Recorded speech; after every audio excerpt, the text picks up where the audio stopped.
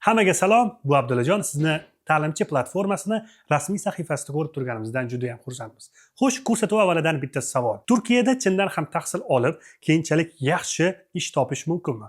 Yoki shunchaki Turkiyada olgan diplomimiz oddiy qog'oz sifatida qolib, bizga hech qanday karyera eshiklarini ochmaydimi? Bugun siz bilan birgalikda Turkiya universitetlarini tamomlab, hozirda yirik sohalarda faoliyat yuritayotgan o'zbekistonliklarning 3 ta asosiy yo'lini ko'rib chiqamiz. Ketdik. Birinchi yo'l muhandislik va texnologiya sohasi. Buni qarangki, Turkiyada texnik universitetlar amaliy jihatdan juda ham sifatli ta'lim berishadi. U yerda tahsil olayotgan 3-4 kurs talabalari laboratoriya loyihalarida, startaplarda hamda ishlab chiqarish amaliyotlarida faol qatnashishadi. Natijada bu talabalar shunchaki diplom bilan emas, balki kuchli amaliyot bilan o'qishni tamomlashadi.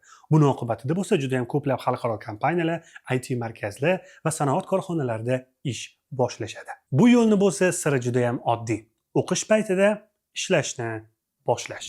Ikkinchi yo'l biznes va boshqaruv yo'nalishi. Turkiyada biznes ta'limi ko'proq case study asosida qurilgan. Talabalar faqat nazariyani o'rganishmaydi, balki real kompaniyalar misolida qaror qabul qilishni o'rganishadi. Ko'pchilik bitiruvchilar marketing, logistika, xalqaro savdo yo'nalishlarida karyerasini boshlaydi. Ularning ustunligi shundaki, ular ikki xil bozorni tushunishadi. Bittasi Markaziy Osiyo mentalitetini hamda xalqaro biznes muhitini. Bu bo'lsa kompaniyalar uchun juda ham qimmat kompensatsiya hisoblanadi. Uchinchi yo'l arxitektura, dizayn va urbanistika yo'nalishi. Bu yo'nalishda o'qiyotgan talabalar amaliy loyihalarda juda ham ko'p qatnashishadi, obyektlarni o'rganishadi va o'zi umuman portfel bilan o'qishni tamomlashadi. Chunki Turkiya shaharlari bu haqiqiy tirik laboratoriya hisoblanadi.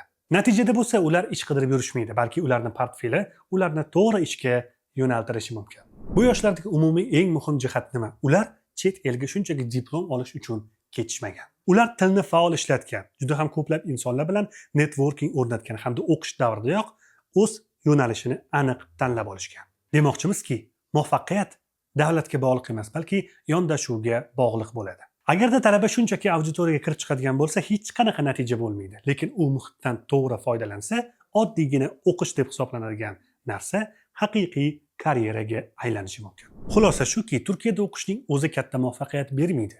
Lekin ta'limdan to'g'ri foydalanish katta eshiklarni ochishi mumkin.